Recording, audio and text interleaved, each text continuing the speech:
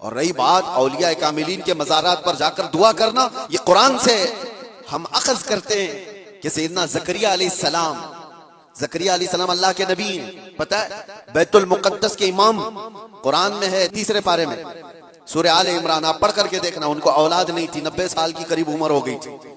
رب تعالیٰ فرماتا ہے ہنالک دعا زکریا ربہ قال رب ہب لی من لدنک ذریۃ طیبۃ انک سمیع الدعاء. زکریا علیہ السلام کو بھی اولاد نہیں تھی، تو اسی مریم کے محراب میں کھڑے ہو گئے جہاں بی بی مریم تھی، کہا اے اللہ مجھے بھی ایک بیٹا عطا کر دے.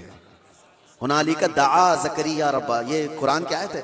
زکریا علیہ السلام نے اپنے رب سے دعا کی، اللہ مجھے بھی ایک بیٹا دے دے، تیری جانب سے نیک و صالح بیٹا عطا کر دے. اب یہ دعا تو ہو گئی، اور قرآن میں اس کے فوراً بعد آیت ہے فنادته الملائکۃ وهو قائم یصلی فی المحراب ان اللہ یبشرک بیحییٰ. اسی وقت اللہ کے فرشتوں نے بشارت دے دی زکریا علیہ السلام کو، تمہاری دعا قبول ہو گئی اور یحییٰ علیہ السلام کی شکل میں تمہیں بیٹا ملنے والا ہے. اتنی تیز دعا. اب میں آپ کو بتاتا ہوں یہ آیت میں کیوں پڑھ رہا ہوں اور کیوں آپ کے سامنے رکھ رہا ہوں. زکریا علیہ السلام خود اللہ کے نبی ہیں، اور جہاں کے امام ہے وہ بیت المقدس ہے، دنیا کا سب سے مقدس ترین مقام. اس وقت بیت المقدس میں حضرت زکریا علیہ السلام جہاں عبادت کرتے تھے وہیں پہ دعا بھی تو کر سکتے تھے، وہیں پر دعا کر سکتے تھے، لیکن قرآن یہ کہتا ہے وہ محراب مریم میں آ کر کے دعا کر رہے ہیں.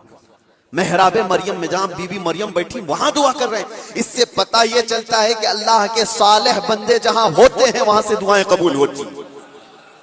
پتہ چلا جہاں نیک و صالح اللہ کے ولی رہا کرتے ہیں وہاں سے جب نبی کی دعا قبول ہوتی ہے تو پھر امتی کی کیوں نہیں قبول ہوتی. اور فوراً دعا قبول ہوئی اور بیٹا بھی ملا. اب یہ لوگ کہتے ہیں غریب نواز کے یہاں جاتے ہیں تو کیا بیٹا ملتا ہے؟